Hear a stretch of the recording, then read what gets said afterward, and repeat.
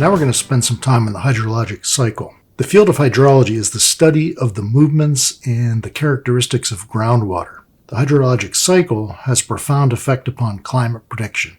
It complicates our climate models, but at the same time, it provides much more accuracy. Once we get it right, once we figure those complications out mathematically and incorporate them into the models appropriately, we get a much more robust model. Water is vital to life.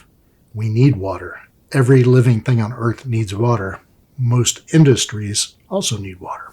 So we have to understand where to find water and how water supplies cycle through the Earth if we're to have enough water in the future to meet our needs and the needs of our environments. So in the next couple of lectures, we'll talk about the geologic cycling of water. We'll discuss hydrology and climate, their relationship. We'll talk about the hydrology of groundwater, how it gets into the ground, how it gets out of the ground, and what happens while it's in the ground. We'll discuss erosion by groundwater, the impact it has on landscape development, as we discussed in the last few lectures. We'll discuss water quality, what makes for good water, what makes for bad water, how do we find the good stuff, how do we avoid the bad stuff. And we'll briefly discuss deep water within the crust. Basically, wherever we look, we find water. Whether it's enough water, that's the key. The first thing we'll talk about are the components of the geologic cycling of water. These include flows related to a reservoir, which would include inflows, water moving into the reservoir, and outflows, water leaving the reservoir. Water can flow out on the surface, or it can evaporate. Ultimately, inflow should equal outflow. Now, a reservoir includes all the places that water is stored in or on the Earth. Here we have a bit of a special scenario. This is the Tom Sauk Reservoir in southeastern Missouri. It was built in, I believe, 1960 to 1962 or so on top of Mount Prophet. The mountain itself is about 518 meters high, about 1,700 feet. That's the highest point in the state of Missouri. So why would they put a giant kidney bean filled with water on top of a mountain? Well, it has to do with energy. People don't use electricity at the same rate in the daytime as they do at night. Therefore, energy prices are much lower at night than in the daytime. So this is a bit clever and a bit old-fashioned in that they take nighttime energy, electricity, to pump water up a 7,000-foot pipe into this reservoir during the night. In the daytime, they flip the switch and the water flows down out of the reservoir through a series of turbines generating electricity. That's the plan. Now, back in September of 2005, this statement was issued. Overflowing of the upper reservoir is obviously an absolute no-no. The dam would severely erode and cause eventual failure of the dam. If water continued to spill over the top of the wall, it would cause a section to collapse, and then it would be all downhill from there, literally. So this was issued September 27th, 2005, December 14th, 2005, the overflow began and led to a failure of the dam, of the reservoir. This blasted down slope, completely destroying Johnson Shut-in State Park, which is a really cool state park made up of 1.8 billion-year-old rock. You don't have to know that. It was destroyed. I haven't been there since. I used to be one of the state geologists when I lived in Missouri, way back when. But friends that I still have in the area had described what had happened. So in this case, the reservoir is filled from below. We pump water up, fill the reservoir. The water sits in the reservoir during the night. And in the daytime, the water flows out of the reservoir. And now there's no longer a reservoir, but there's a discussion about rebuilding it. The distribution of water is such that the vast, vast majority of the world's water is found in the ocean, about 95.96%. So almost all of it is seawater. A tiny little bit is ice, even less is freshwater, and even less than that is freshwater that's available to us at the surface. So almost all of the world's water is in the oceans, and it's shown really impressively here on this graphic. This is all of the water on, near, and above the Earth's surface. All of it. All the seawater, freshwater, ice, water vapor in the atmosphere, everything. Now that doesn't look like much compared to the size of the globe because it isn't much. It's a tiny layer on the outer surface of the Earth that makes the Earth blue. Now, if we look in a little more closely, liquid freshwater is represented by this sphere. This is much, much less than this sphere. And if we look at freshwater lakes and rivers, it's this tiny dot. So this represents all the freshwater lakes and rivers of the Earth. This tiny blue speck that's literally the size of a period at the end of a sentence here, at least at this font. When we take a look at it graphically here, we can see that, again, all but 4% is seawater. We have a couple tiny slivers, other saline water. This would include brines. Fresh water, about 2.5%. Of this 2.5%, we see that most of it, 2/3 of it, is glacier and ice cap water. About 30% of that is groundwater, and about 1.2% of that is surface and other freshwaters. Taking this tiny 1.2% slice and expanding it, most of that is ground ice and permafrost, like in my backyard right now. About 70% of it. 21% of this 1.2%, which is of this 2.5%, makes up lakes. Then we have swamps, marshes, soil moisture, living things, a very tiny amount, and then a tiny amount of that in the atmosphere. So 3% of 1.2% of 2.5% is our atmospheric water. That's all the rain and all the snow we're going to receive, plus all of the humidity. The implications are, this is what we have to deal with. This is our useful fresh water that's easy to get to, right there. The entire world is dependent on that tiny blue dot. And this brings us to the geologic cycling of water, figuring out where it is, where it's going, where it's been, how long it's going to be at any location. So starting with precipitation, this is different than mineral precipitation. This implies water falling out of the sky, meteoric precipitation. Rain, snow, sleet, and hail. Sublimation as well, like hoarfrost. Infiltration and runoff. When it rains, some of that water falls on the surface of the land and gets absorbed, just like a sponge would absorb water that's poured on top of it. Splish splash, I was taking a bath. Long about a Saturday. Once that sponge or the land surface is saturated, can't hold any more water, the water leaves by runoff. It pours away. Or water can leave the sponge via evaporation, or if it's a land surface, evaporation, transpiration, water that gets pumped through plants, and sublimation, when water goes directly from the solid phase to the gas phase, or the gas phase to the solid phase. And then we'll discuss groundwater flow. Once water is infiltrated into the ground, it doesn't necessarily sit there stationary forever. It often moves.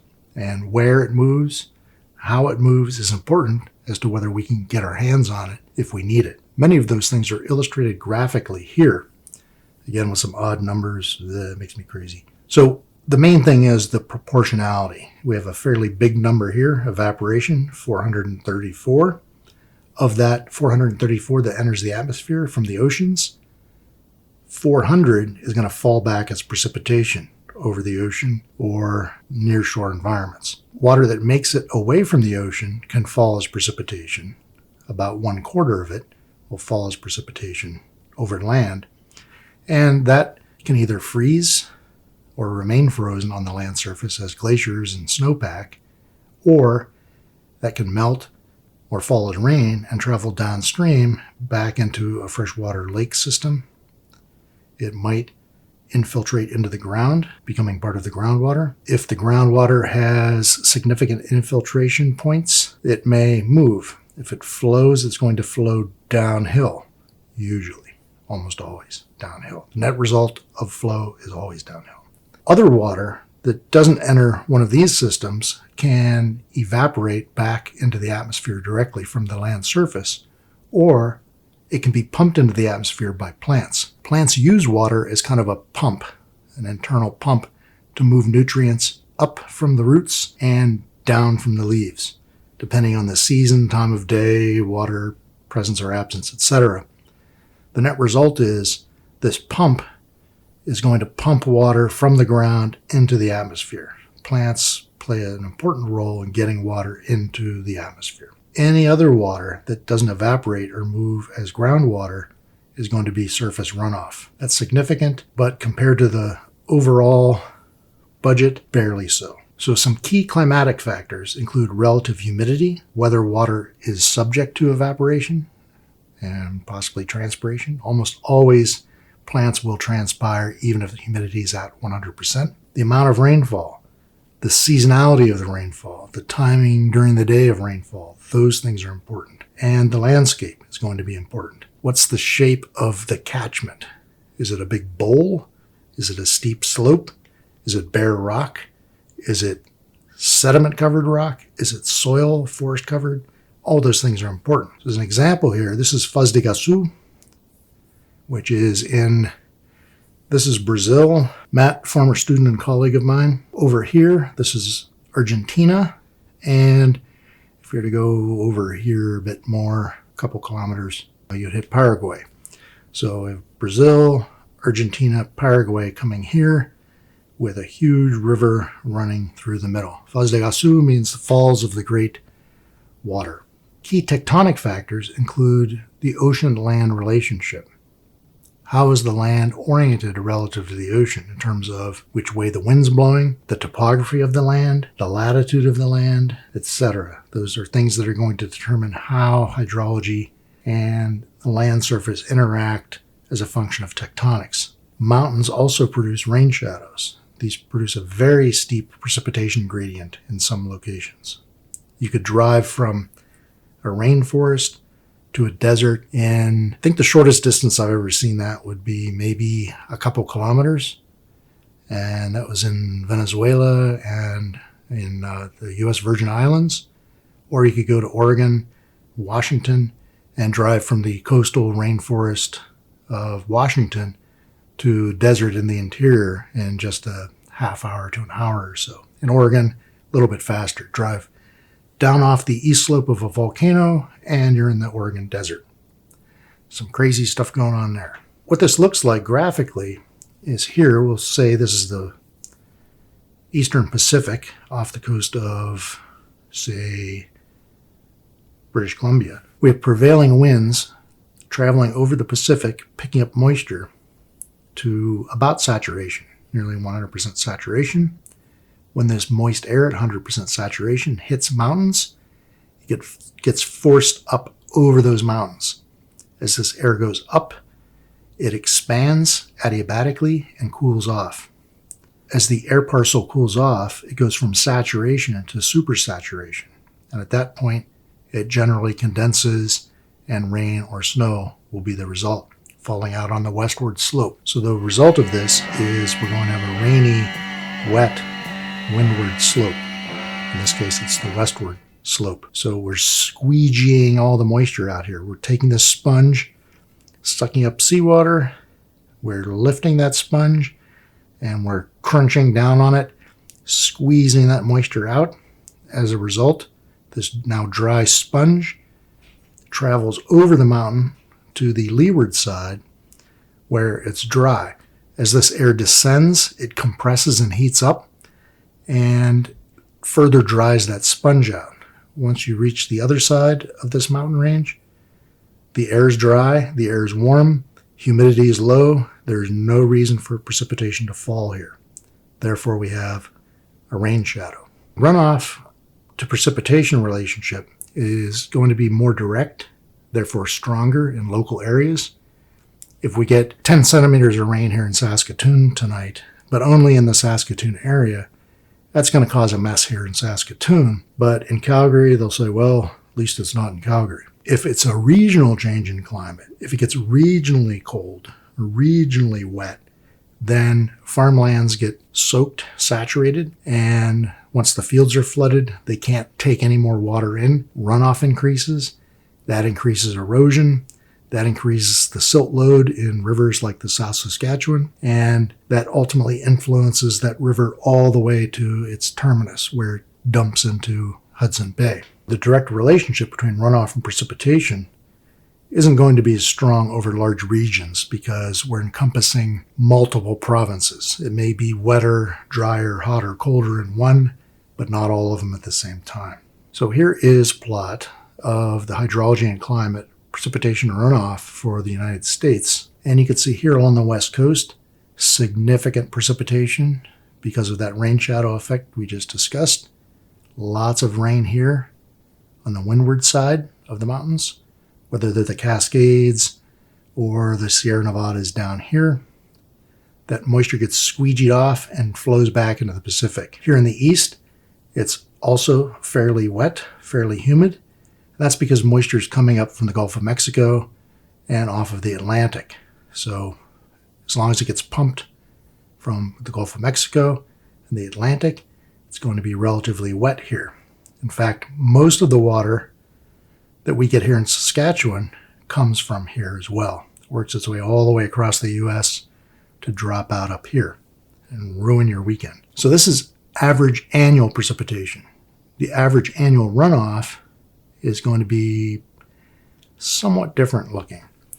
Here we see much runoff, again, the Pacific coast. This water didn't travel very far inland, so it doesn't have much room to evaporate and transpire on its way back. Here in the east, there's plenty of water. It's widely distributed, and therefore there's abundant chance for it to evaporate and transpire before it enters one of the river systems.